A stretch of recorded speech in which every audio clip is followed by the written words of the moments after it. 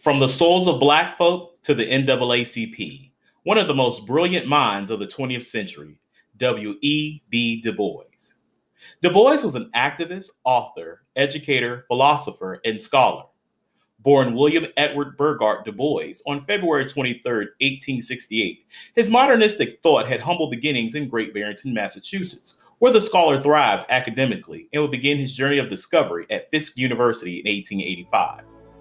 While matriculating at Fisk, Du Bois was introduced to the world of racism and the dire circumstances of being a Negro in the South. It was at this time that Du Bois began to speak out against the oppression faced by his people, which would be the initial spark that established his position within the African American culture.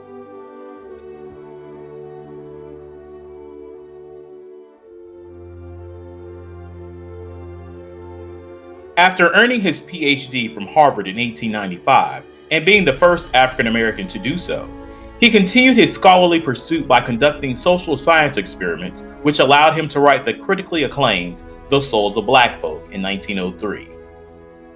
In Souls, Du Bois instituted the notion of the talented tenth in the black race to attain political power through higher education. Du Bois's work aimed at diffusing the myth of racial inferiority while attempting to seek equal treatment for black people in the Jim Crow South.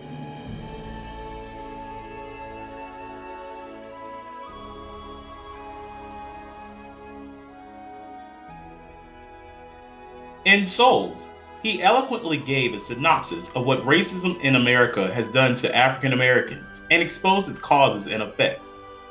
Du Bois believed that the root of all racial problems in America was the problem of the color line.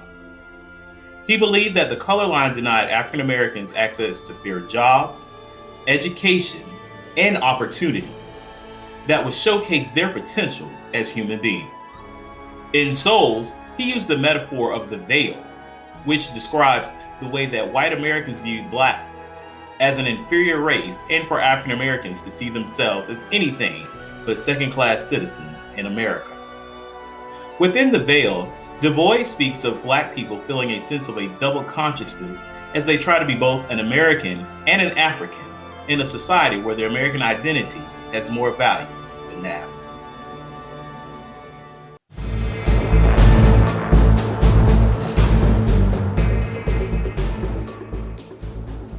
Many of Du Bois's supporters and colleagues met during a 3-day conference at the Fort Erie Resort to establish the Niagara Movement in 1905. The Niagara Movement sought to take a militant stance on achieving racial equality for all. The movement fought for full and immediate voting rights, civil rights, and economic opportunity.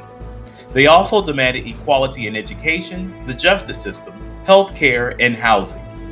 They demanded equal treatment in the military, an end to the color line, and other forms of segregation in America. Du Bois believed in the core values of the Niagara Movement, which created the framework for the NAACP. Though the Niagara Movement deemed beneficial for carrying out many of its radical ideas, it quickly diminished and transitioned into the National Association for the Advancement of Colored People, co-founded in 1909 by Du Bois.